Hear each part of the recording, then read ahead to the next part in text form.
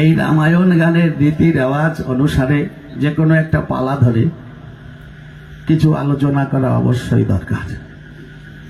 তো এখানে মাঙ্গলিক অনুষ্ঠান স্বর্গীয় অনুকূল চন্দ্র বিশ্বাস মহাশয়ের বিদেহী আত্মার শান্তি কামনায় তার পুত্র এবং কন্যাগণ সকলে একত্রিত হয়ে এই মাঙ্গলিক অনুষ্ঠানের আয়োজন করেছেন। আপনারা সকলে স্বর্গীয় অনুকূল বিশ্বাস মহাশয়ের সেই বিদেহী আত্মার শান্তি কামনা করবেন। দয়াময় রামচন্দ্র যেন তাকে চিরমুক্তি এবং চির শান্তি দান করেন। তৎসঙ্গে লীলার দেশে তার পুত্র কন্যা নাতি নাতনি যারা রয়েছেন তারা সকলেই যেন দীর্ঘ জীবন লাভ করে, তারা সকলেই যেন ভালো থাকে, তাদের যেন সর্বাঙ্গীন মঙ্গল হয়, সেই আশীর্বাদ করবেন। তো আজ এই মাঙ্গলিক অনুষ্ঠানে অশ্বমেধ যজ্ঞের পালা থেকে আমি কিঞ্চিত আলোচনা করে আপনাদের শোনাচ্ছি, কারণ বহু পালা বৈচিত্র্য আমার মধ্যে নেই। যারা গান গায় তারা 8টা 10টা পালার নাম বলে, তার মধ্যে থেকে যেমন ভক্তরা বলেন সেইভাবেই ভক্তদেরকে মনোরঞ্জন করে।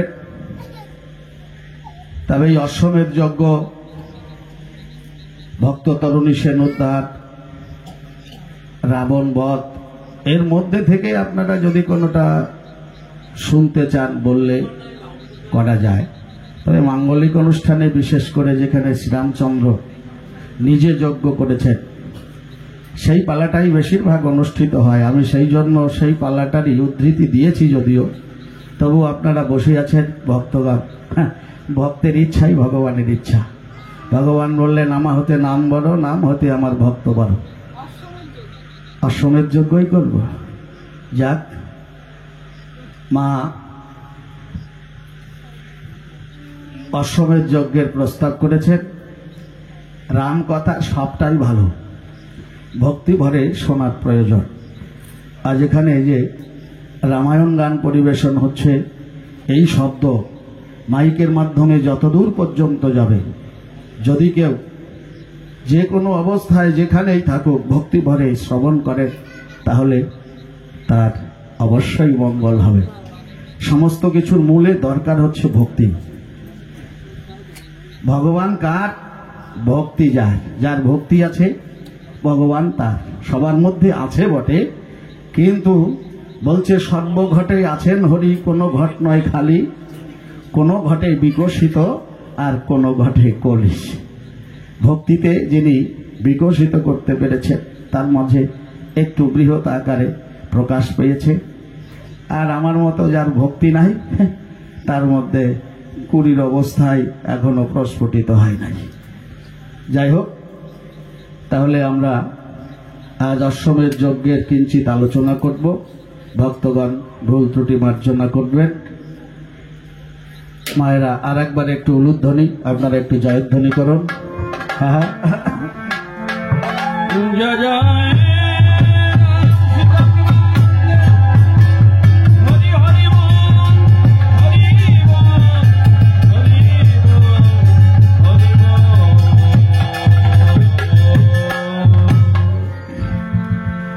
আদি কাণ্ডে রামের জন্ম, সীতা দেবীর বিয়া,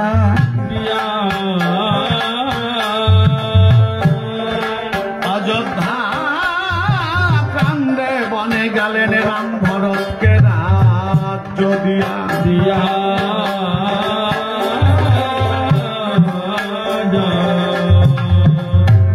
অরণ্য কাণ্ডে রামের সীতা হরিল বসানো,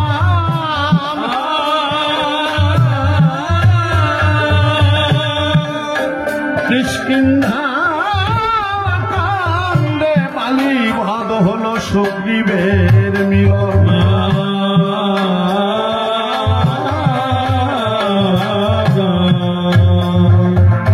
সুন্দরা কাণ্ডে সেতু বেঁধে রাম সাগর হলেন পার,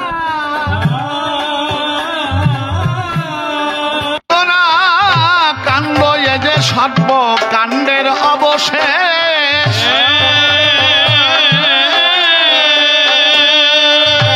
সীতা দেবী পাতালেতে করিলেন প্রবেশ।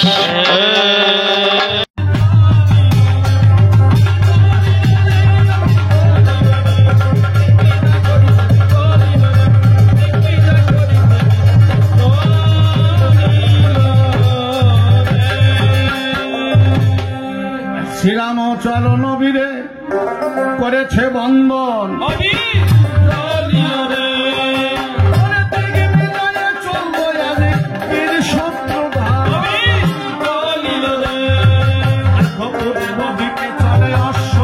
বহুদূরের পথ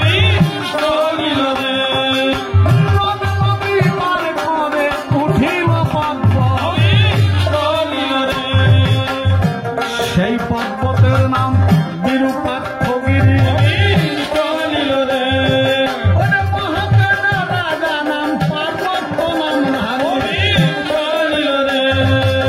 শ্রীরামের যজ্ঞের অশ্ব করে ধরস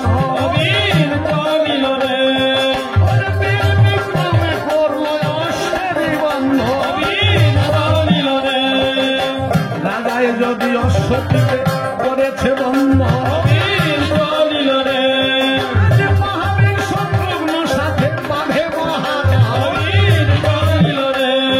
আজি কেহ না দেখে কারো দেখা সারে হুঙ্কার।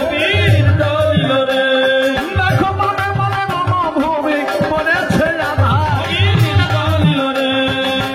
অবশেষে কি করিল বীর শত্রু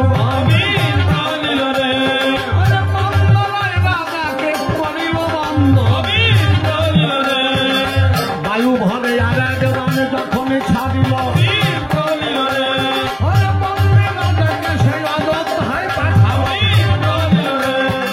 বন্দী রাজা এলো যদি অযোধ্যা নগরে, তার বন্ধন মুক্ত করে পূর্ব দিকে জয় করে অশ্ব ছেড়ে দিল। পথে অশ্ব ভ্রমিতে লাগিল, সিন্ধু নদের তীরে অশ্বটি রায়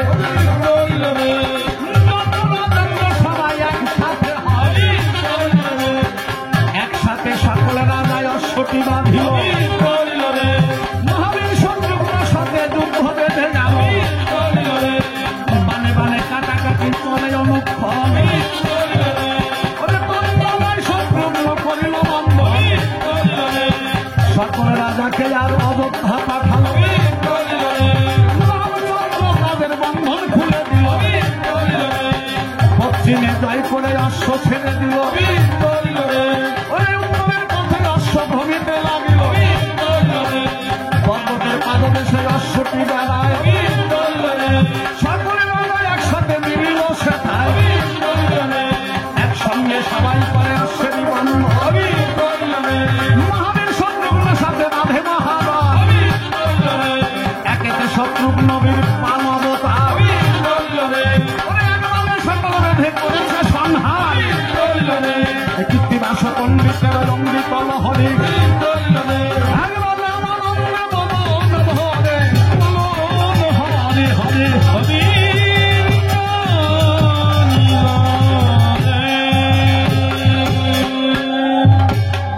আজ মহাবীর শত্রুঘ্ন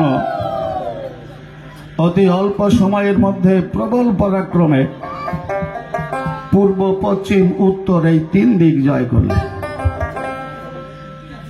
মহাবীর শত্রুঘ্ন সুমন্ত্র সারথীকে ডেকে বললেন, সারথী চলো আমরা অযোধ্যায় চলে যাই। সারথী বলল, মহারাজের নির্দেশ চতুর্দিক জয় করতে হবে। আমরা তিন দিক জয় করেছি, এখনো পর্যন্ত দক্ষিণ দেশ আমাদের জয় করা হয় নাই। শত্রুঘ্ন বলল, সারথী দক্ষিণ দেশে কোনো বড় বীর নাই। একজন বীর ছিল বহু পূর্বে, লবণ দত্ত নামে, আমি নিজের হাতে তাকে নিধন করেছি। এই দক্ষিণ দেশ মূলত এখন বীর শূন্য, আর বীর শূন্য দেশে যাবার কি প্রয়োজন? সুমন্ত্র সারথী বলল, মহারাজ আপনি বহু পূর্বে লবণ দত্তকে নিধন করেছেন, এর মধ্যে নতুন করে কোনো বীর জন্মগ্রহণ করলেও তো করতে পারে।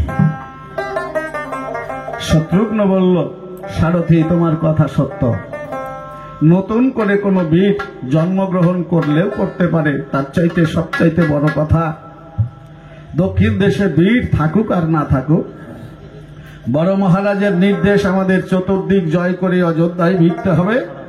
তাই বীর থাকুক আর না থাকুক, আমরা দক্ষিণ দেশ জয় করে তবেই অযোধ্যায় পদার্পণ করব। তবে সারথী, এই দীর্ঘ যুদ্ধে আমরা সবাই ক্লান্ত পরিশ্রান্ত, নিশিযোগে আমরা বিশ্রাম করব, ভোরবেলায় যজ্ঞের অশ্ব ছেড়ে দিয়ে দক্ষিণ দেশ জয় করে আমরা অযোধ্যায় পদার্পণ করব। আজ সুমন্ত্র সারথী বলল, মহারাজ আপনার আদেশ শিরোধার্য। নিশিযোগে বিশ্রাম করে ভোরবেলায় যজ্ঞের অশ্ব ছেড়ে দিলেন দক্ষিণ দেশ জয় করবার জন্য। আর ওই যজ্ঞের অশ্ব বাল্মীকির তপবনের দিকে ধাবিত হল। মহামুনি বাল্মীকি দিব্য নয়নে দর্শন করলেন শ্রীরামচন্দ্রের যজ্ঞের অশ্ব এই তপবনের দিকে ধাবিত হয়েছে। তাই উনি মনে মনে ভাবলেন, এইটাই আমার এই রামায়ণ পরিপূর্ণ করবার, সম্পূর্ণ করবার একটা সুবর্ণ সময়। তাই মহামুনি বাল্মীকি আজ জনক নন্দিনী জনম দুঃখিনী সীতার কাছে ভিক্ষা প্রার্থী হয়ে এসে বলছে, মা সীতে, আমাকে কিছু ভিক্ষা দিবি। আজ সীতা কেঁদে কেঁদে তার দুঃখের কথা মুনিকে বলতে লাগলেন। বলো পিতা, আজ আমার কি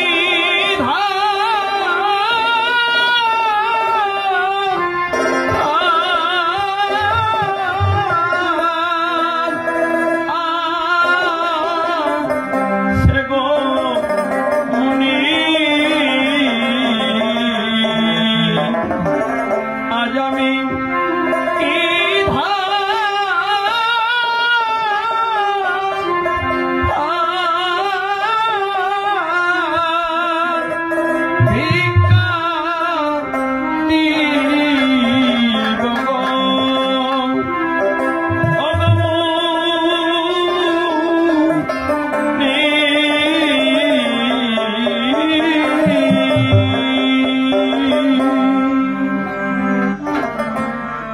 আজ সীতা জীবনের দুঃখের কথা বলছে, তার মতো দুঃখিনী সংসারে আর কেউ নেই বলা।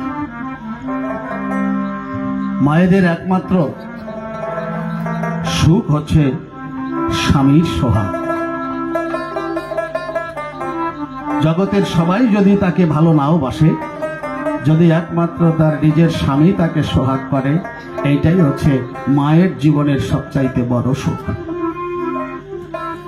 আজ জগৎ লক্ষ্মী সীতা জগৎ পিতা রামকে পতিরূপে পেয়েছিল, কিন্তু সেই স্বামী সোহাগ থেকে বঞ্চিতা। এর চাইতে বড় দুঃখ নারীর জীবনে আর কিছুই হয় না। তাই সীতা কেঁদে কেঁদে বলছে মুনি ঠাকুরের কাছে, কি বলছে, পিতা আমারে ধন নাই, ঐশ্বর্য নাই রে,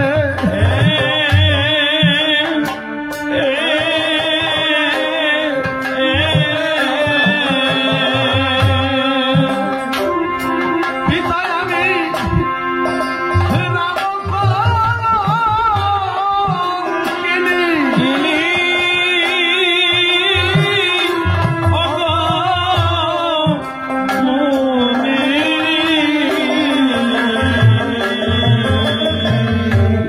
নিজের স্বামী তাকে কলঙ্কিনী সাজিয়েছে। আমার উপরে হে পিতা, তার নামের সাহুনি,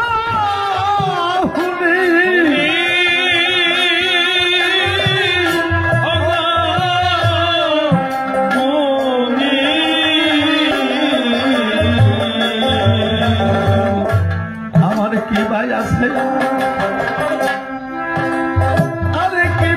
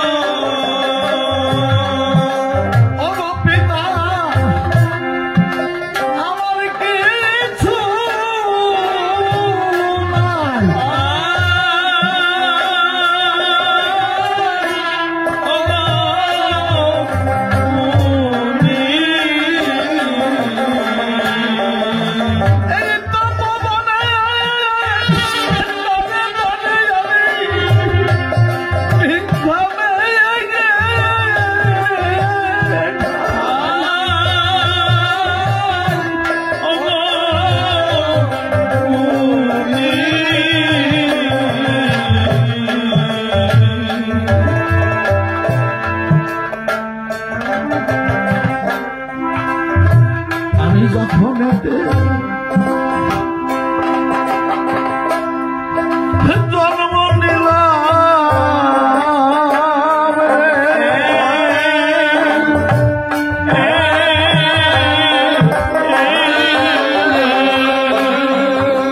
আমি আমার জননীর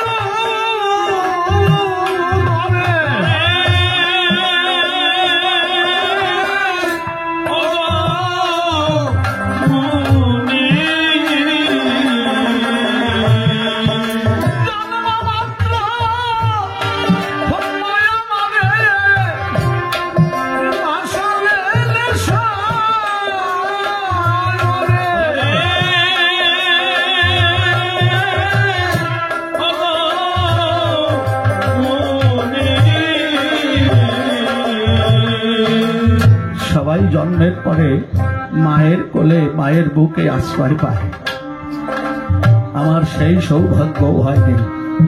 আমার মা জন্ম মাত্রই আমাকে জলে ভাসিয়ে দিয়েছে।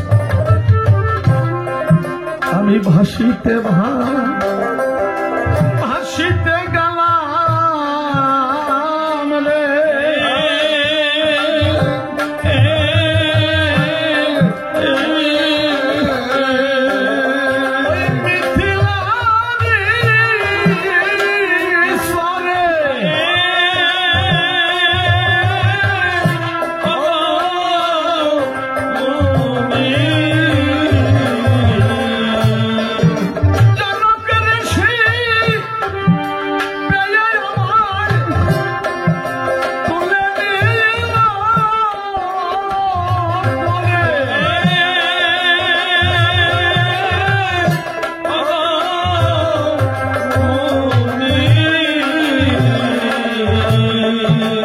গৌতম মুনি এসেছিল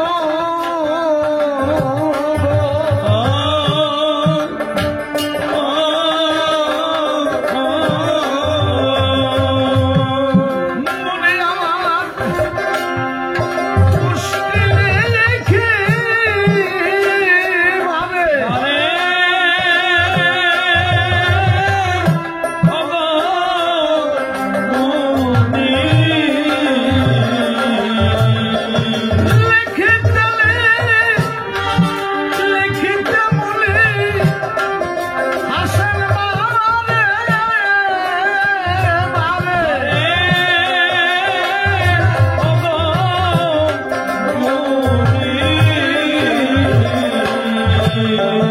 আমার পিতা বলে কি লিখিলে গো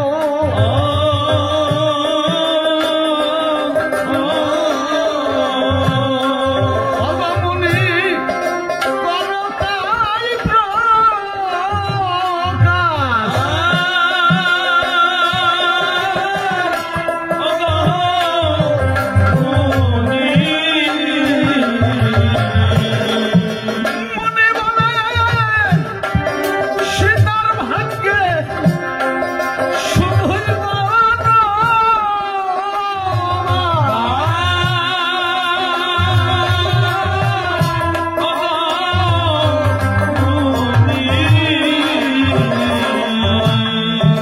সেই দিনই মুনি ঠাকুর বলেছিল আমি সীতার ভাগ্যে লিখে গেলাম শুধুই বনবাস।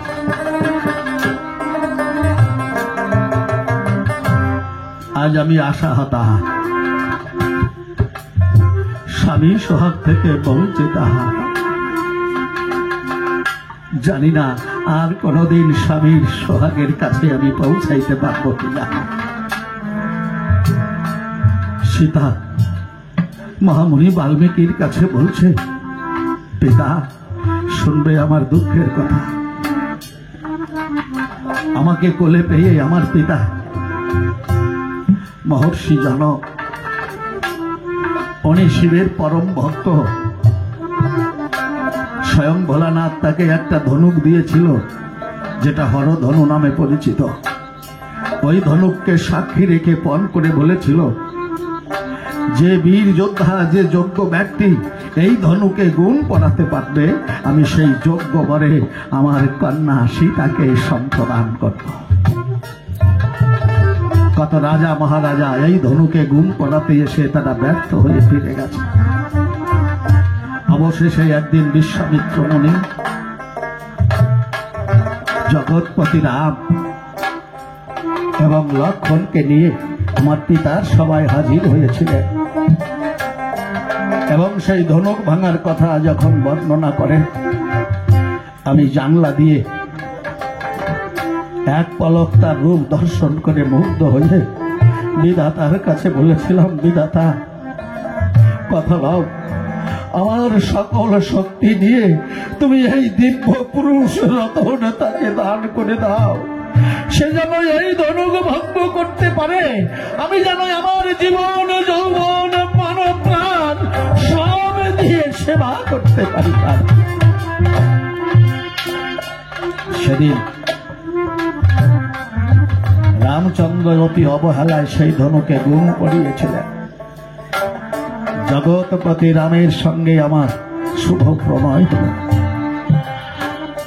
আমি সেদিন মনে মনে অহংকারী হয়ে ভেবেছিলাম হয়তো বিধাতার লিখন আর সত্য হবে না, কারণ জগতের যিনি কর্তা, যিনি মালিক, যিনি জগতের পতি, তিনি যদি আমার পতি হন তাহলে আমাকে বনবাসী সাজাতে পারে এমন সাধ্য আছে না। তাই সীতা বহুতে বহুতেই চোখের জলে বলছে, পিতা আমি তো সেদিন বুঝিনি বিধাতার কলম কখনো বৃথা হয় না। একবার আমি বনবাসে গিয়েছিলাম স্বামীর সঙ্গে। 14 বৎসর পরে যখন আমাকে হনুমান এনে আমার স্বামীর সামনে দাঁড় করিয়েছিল, আমি প্রণাম করতে গিয়েছিলাম। সেদিনও স্বামী আমাকে সন্দেহ করেছিল, মানা খবরদার আমাকে স্পর্শ করো না, অগ্রে তোমাকে অগ্নি পরীক্ষা দিতে হবে, তোমার সতীত্বের পরীক্ষা দিয়ে তবে আমাকে স্পর্শ করতে পারবে। আমি সেদিন পরীক্ষা দিয়েছি। স্বয়ং প্রজাপতি ব্রহ্মা আগুনের মধ্যে থেকে আমাকে রক্ষা করেছিল। আমি স্বামীর সঙ্গে অযোধ্যায় এসে আবার তার সন্দেহের শিকার, আজ আমাকে এই নির্জন বনে নির্বাসন দিয়েছে। যেদিন জগৎপতি রামের সঙ্গে আমার বিবাহ হয়েছিল, সেদিন সবার মধ্যে যারা যারা ছিল তারা কি বলেছিল জানো মুনি ঠাকুর? ও সবে বলে সীতা সখী গো,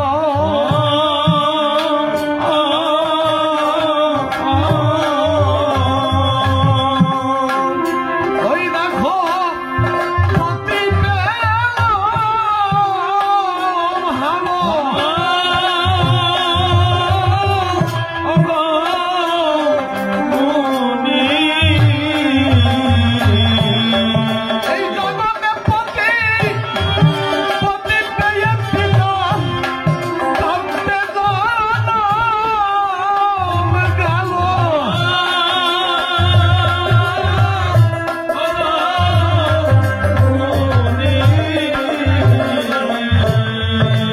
আমি জনম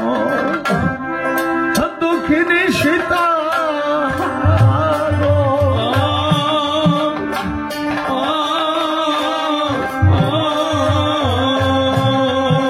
পিতায় আমার পক্ষে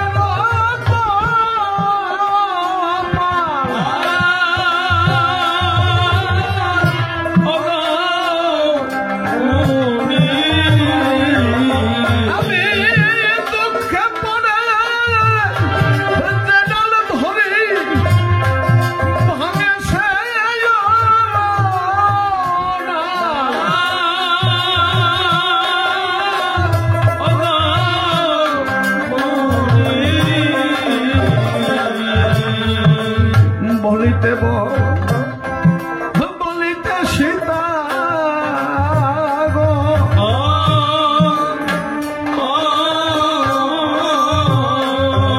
আমি ধুলাতে পড়িল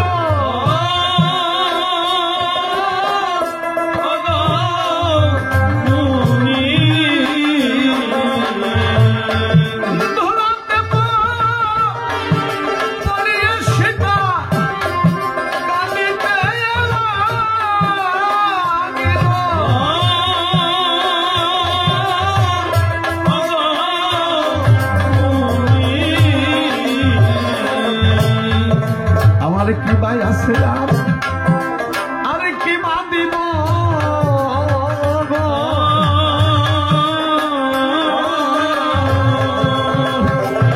মনি, হে আমার কিছু নাই।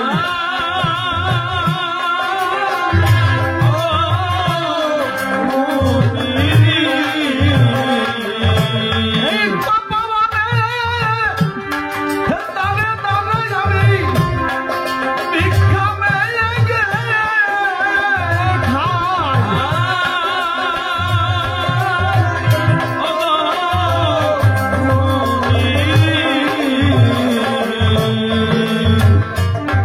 আজ মহামণি বাল্মীকি বলছে, মা সীতা, তোর যা নাই আমি তেমন কিছু চাইতে তোর কাছে আসি না। তোর কাছে যা আছে আমি তাই চাইব, কিন্তু আমাকে কথা দে মা, তুই আমাকে বিমুখ করবি না। সীতা বলছে, বলুন মণি ঠাকুর, আমি কথা দিলাম আমি আপনাকে বিমুখ করব না। যদি আমার জীবনের বিনিময়েও হয় আমি আপনার কথা অক্ষরে অক্ষরে প্রতিপালন করব। বলতে বলতে লব কুশ দুটি ভাই অদূরে খেলায় মত্ত ছিল। তারা দু ভাই এসে যখন দেখছে মা ধুলায় গড়াগড়ি দিয়ে কাঁদছে, দুই চোখের জলে মার বুক ভেসে যাচ্ছে, দু ভাই দুপাশ থেকে বসে মায়ের গলা জড়িয়ে ধরে দু হাতে মায়ের দুই চোখের জল মুছিয়ে দিয়ে বলছে, মা ও মা, বলো তোমার কি হয়েছে? বলছে, না বাবা, আমার কিছু হয় নাই। লবকুশ বলছে, মণি ঠাকুর তোমাকে কোনো কটু কথা বলেনি তো? বলছে, না রে বাবা, তোদের দাদু ভাই মণি ঠাকুর তো আমাকে তার নিজের মেয়ের চাইতেও যত্ন করে। পিতা কি কন্যাকে কখনো কটু কথা বলতে পারে? তাহলে তুমি কাঁদছো কেন? এমন সময় মহামণি বাল্মীকি বলছে, মা, আমার এই ছোট ছোট দুই দাদু ভাই লব আর কুশকে আমাকে মাত্র 4 দিবসের জন্য ভিক্ষা দিবি। কুশ লব দুইজন শুনেই মাকে বলছে, মা তোমা বলো, দাদু আমাদের নিয়ে যেতে চাইছে, তুমি অনুমতি দাও মা, আমরা দাদুর সঙ্গে গিয়ে অন্তত 4 দিন বেরিয়ে আসতে পারি। সীতা বলছে, কেন? আমার কাছে কি তোদের ভালো লাগে না? লব বলছে, মা তুমি এইভাবে বলো না, আমরা ছোট মানুষ, তুমি যেমন দুঃখিনী আমরা তো তোমারই সন্তান, আমাদের তো কোনো আত্মীয় স্বজন নাই, আমরা চাইলেও কোথাও বেড়াতে যেতে পারি না। তাই দাদু ভাই যখন বলেছে তার আশ্রমে নিয়ে যাবে, আমরা বেড়াতে যাব, সেই আনন্দের কথা বলেছি মা। সীতা বলছে, হ্যাঁ লবকুশ, আমি তোদের আশা পূর্ণ করব, তোর দাদু ভাইয়ের কথাও রাখবো, আমি অনুমতি দিলাম, যা তোর দাদু ভাইয়ের সঙ্গে গিয়ে 4 দিবস আশ্রম থেকে বেরিয়ে আয়। লব গিয়ে মায়ের চরণে পড়ে বলছে, মা তোমাকে ছেড়ে তো কোনোদিন একা একা নিশি যাপন করিনি, বনের মধ্যে যাব, তুমি আমাদের দু ভাইকে একটু সাজিয়ে দাও। সীতা বলছে, হ্যাঁ রে লবকুশ, আয় আমি তোদের সাজাই রে। হ্যাঁ, আমি তোদের সাজাই রে রঘুকুলমণি।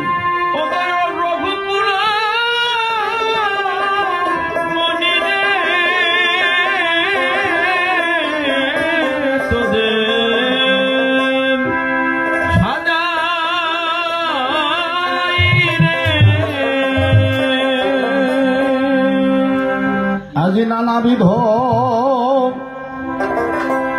পুষ্প মাতা করিয়াছ অয়ন তরে সাজাই রে। আজি সাজাইছে পুষ্প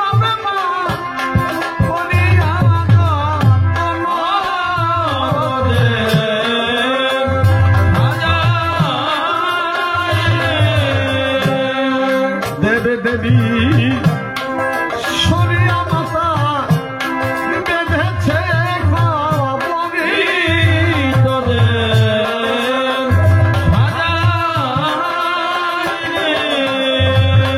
ওরে চারিধারে তুলে দিচ্ছে মায়া ফুলের পাপড়ি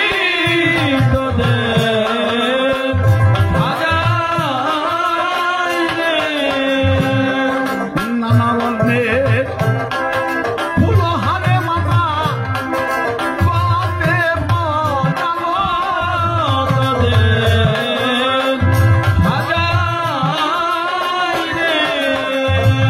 ওরে নানা বর্ণের ফুলহারে আজ কোটি বন্ধ দিল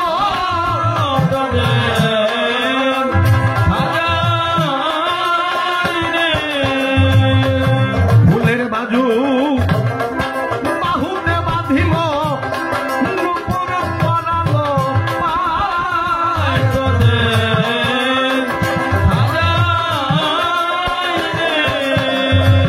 ওরে লবে কুশ ভাইয়ের বড় আনন্দরি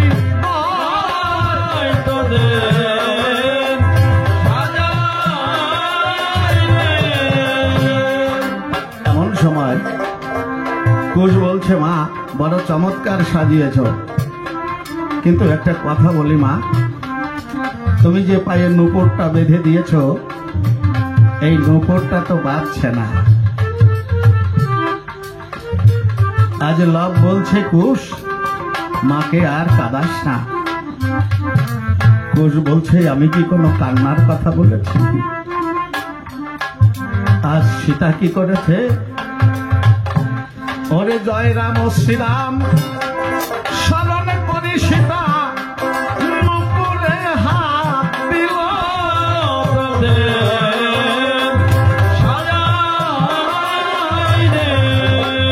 ওরে রামে রমের গুণে নূপুর বাজিয়ায়ু দিল।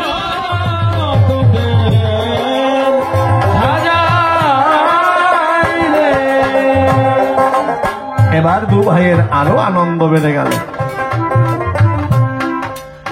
লাভ বলছে মা তোমাকে ছেড়ে তো কোনোদিন একা থাকিনি, জঙ্গলে যাব যাতে আমাদের দু ভাইয়ের কোনো বিপদ না হয়, অন্তত আমাদের একটু আশীর্বাদ তো করো। মায়ের আশীর্বাদ নিয়ে যদি কেহ কোনো কর্মে ব্রতী হয়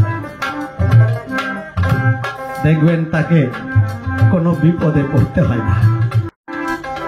এটা জগতের এমনই একটা চমৎকার লীলা।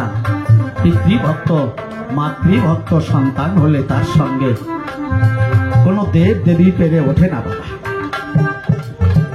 কোনো ব্রহ্ম সাপ তাকে স্পর্শ করতে পারে না।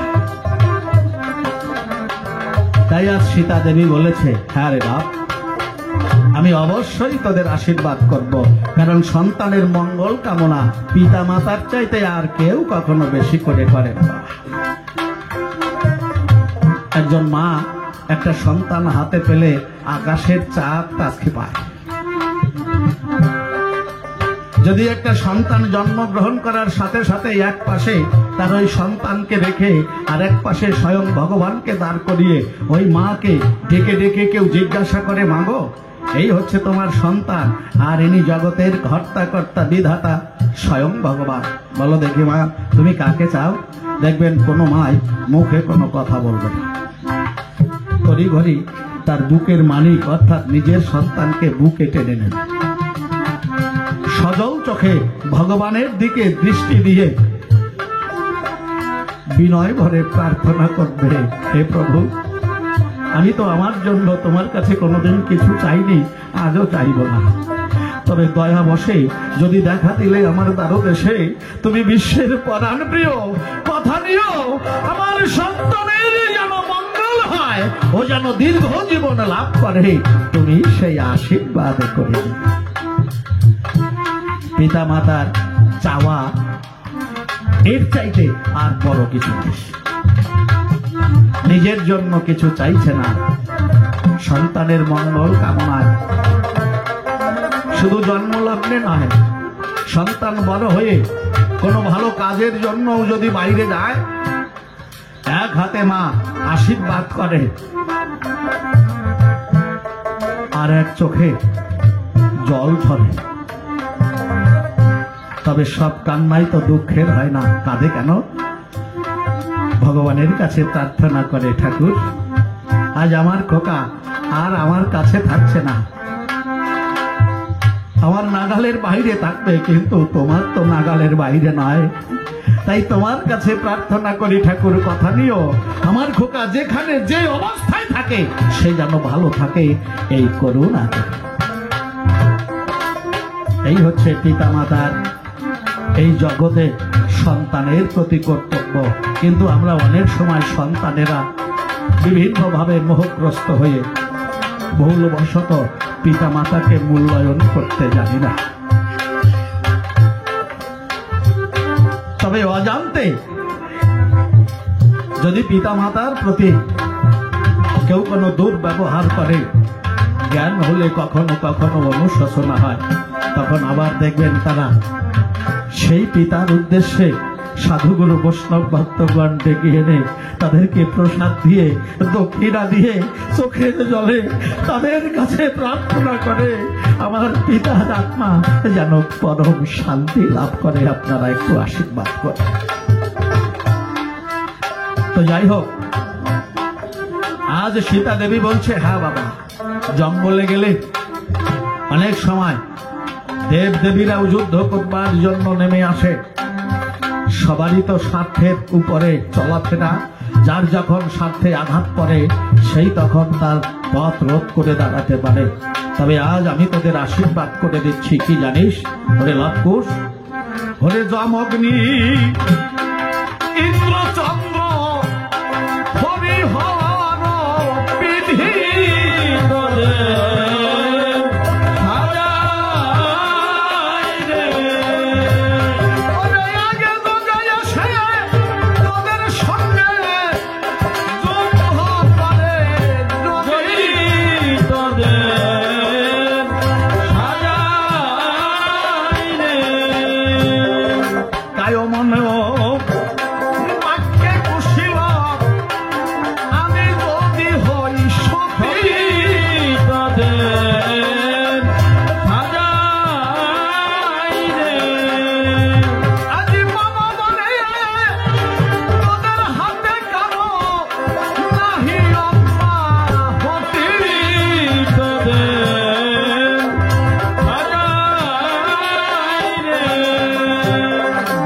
বাল্মীকিও তার রোমহর্ষণ দিয়েছে কথা শুনে। সীতা যে আত্মপ্রত্যয় নিয়ে আজ লবকুশকে আশীর্বাদ করেছে, যম, অগ্নি, ইন্দ্র, চন্দ্র, হরিহর বিধি এক যোগে বনতলে তোদের সাথে এসে যুদ্ধ করে যদি, কায় মনোবাক্যে কুশীলব আমি যদি হই সতী, মম বরে তোদের হাতে যুদ্ধ করে কারো নাহি অব্যাহতি। মহামুনি বাল্মীকি নিজের প্রতি এত বড় আত্মপ্রত্যয় নিজেও এখনো লাভ করতে পারেন। তাই আজ মা সীতা দু ভাইকে নিজের হাতে সাজিয়ে আশীর্বাদ দিয়ে মুনি ঠাকুরকে বলছে, মুনি ঠাকুর, এরা ছোট মানুষ, অতি সাবধানে এই বনপথে এদেরকে নিয়ে যাবেন। অতি সাবধানে চলিও মুনি, আশ্রমেরই পথে গো, অতি সাবধানে চলিও মুনি, আশ্রমেরই পথে গো, অতি সাবধানে চলিও মুনি। দুধের বালক লবকুশ আমার দণ্ডে দণ্ডে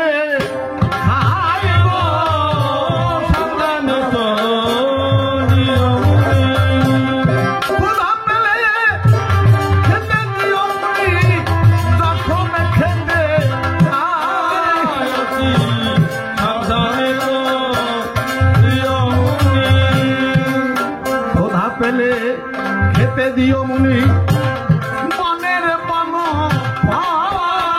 অতি সাবধানে আর কৃষ্ণের কাপড় হলে দিও এনে নদী জল। অতি সাবধানে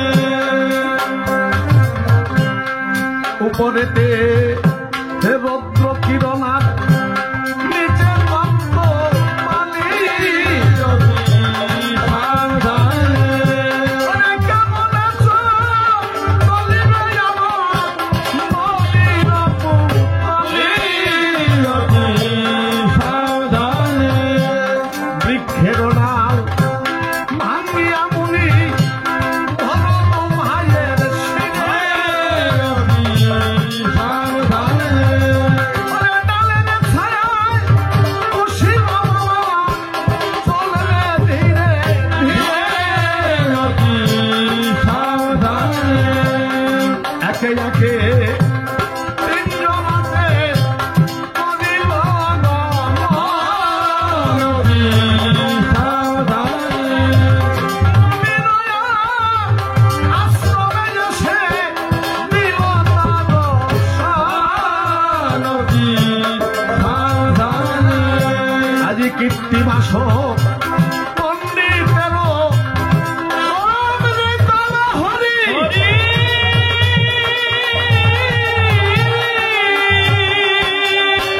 একবার বাবা বলছে, ভক্তবৃন্দে বলো হরি হরি। সাবধানে চলিও আশ্রমেরই পথে গো অতি সাবধানে চলিও